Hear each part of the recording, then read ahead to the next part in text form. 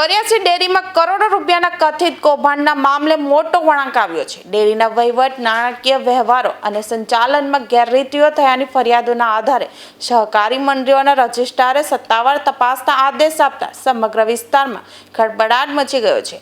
આ તપાસ દરમિયાન ડેરીના હિસાબી દસ્તાવેજો, નાણાકીય લેવડ-દેવડ, ટેન્ડર પ્રક્રિયા, ખરીદી વેચાણ તેમજ અન્ય વહીવટી કામગીરીની ઊંડાણપૂર્વક ચકાસણી કરવામાં આવશે.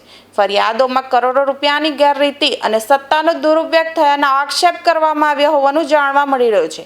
તપાસના આદેશ બાદ ડેરીના સંચાલકો, હોદ્દેદારો અને સંબંધિત અધિકારીઓમાં ચિંતા જોવા મળી રહી છે. તપાસ અધિકારીઓ જરૂરી દસ્તાવેજો એકત્ર કરી સંબંધિત વ્યક્તિઓના નિવેદનો પણ નોંધાશે.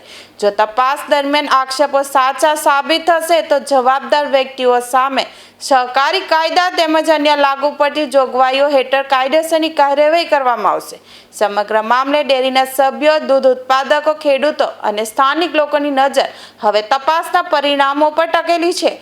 આ તપાસ બાદ સમગ્ર કૌભાંડ અંગેનું સાચું ચિત્ર સામે આવશે તેવી અપેક્ષા વ્યક્ત કરવામાં આવી રહી છે.